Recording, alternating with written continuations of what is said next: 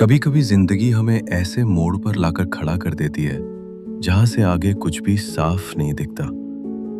ऐसा ही कुछ हुआ था अर्जुन के साथ।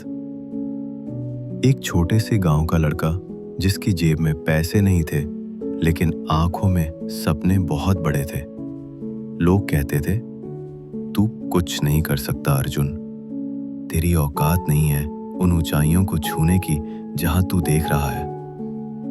लेकिन अर्जुन ने कभी जवाब में कुछ नहीं कहा, बस मन ही मन एक बात दोहराता रहा, एक दिन मैं करके दिखाऊंगा।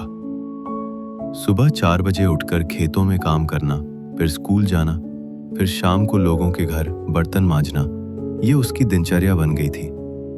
थक जाता था लेकिन रुकता नहीं था। एक दिन स्कूल में एक प्रतियोगिता हुई, भविष्य की कल्पना। सबने डॉक्टर, इंजीनियर, बिजनेसमैन की बातें की। अर्जुन बोला, मैं एक दिन इस देश का सबसे बड़ा प्रेरक वक्ता बनूंगा। लोग मेरी बातें सुनने दूर दूर से आएंगे। सब हंस पड़े। मास्टर जी तक बोले, बेटा पहले ढंग से बोलना सीख ले। अर्जुन को बुरा तो लगा, लेकिन उसी दिन उसने ठान लिया, अब कोई नहीं हंसेगा। वो दिन रात मेहनत करने लगा। गांव में इंटरनेट नहीं था, लेकिन वो हर जगह से पुराने अखबार, किताबें, कहानियां इकट्ठी करता और अकेले में खुद से बातें करता, भाषण देता। धीरे धीरे उसकी आवाज में आत्मविश्वास आने लगा, शब्दों में असर पैदा होने लगा। उसने मोबाइल में रिकॉर्ड करना शुरू किया और फिर जैसे तैसे गांव से शहर गया, एक छोटे से इवेंट में बोलने। सिर्फ 10 लोग थे वहां, लेकिन अर्जुन ने ऐसे बोला जैसे हजारों लोग सुन रहे हों। किसी ने वीडियो बना ली और सोशल मीडिया पर डाल दी। वही वीडियो वायरल हो गई। अर्जुन को अब बुलावे आने लगे। स्कूल, कॉलेज, कंपनियां, हर जगह उसकी बातें लोगों के दिलों को छूने लगी। वो लड़का जो कभी सबकी हंसी का कारण था, अब लोगों की उम्मीद बन चुका था। जिसे कोई नहीं जानता था, आज वही अर्जुन लाखों दिलों की आवाज बन चुका था। आज भी वो अपने गांव के लोगों से मिलता है, उन्हें गले लगाता है और कहता है, अगर दुनिया तुम्हारे सपनों पर हंसती है तो हंसने दो, पर उन्हें सच करके दिखा दो।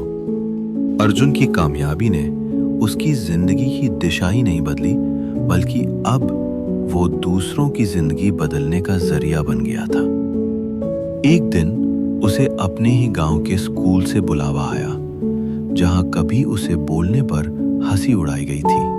अब उसी मंच पर उसे मुख्य अतिथि बनाकर बुलाया गया था। जब वो मंच पर पहुंचा तो उसकी आंखें नम थीं। सामने वही मास्टर जी बैठे थे जिनकी बातों ने कभी उसे भीतर से तोड़ दिया था। लेकिन अर्जुन ने गुस्से या शिकवा नहीं दिखाया। उसने मुस्कुराकर उन्हें प्रणाम किया और बोला, मास्टर जी, अगर उस दिन आपने मेरी हंसी ना उड़ाई होती तो शायद मुझे खुद पर काम करने की प्रेरणा नहीं मिलती।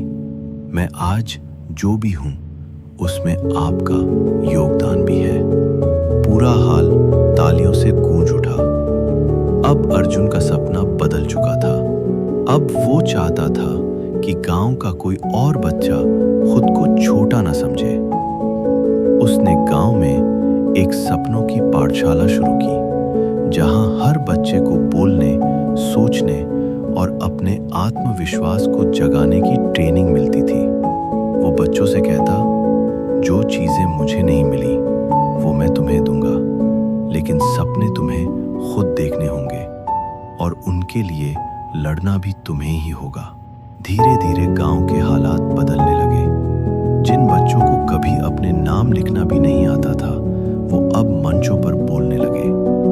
लड़कियां जो कभी स्कूल तक नहीं जाती थीं, अब इंटरव्यू में अपने विचार रख रही थीं।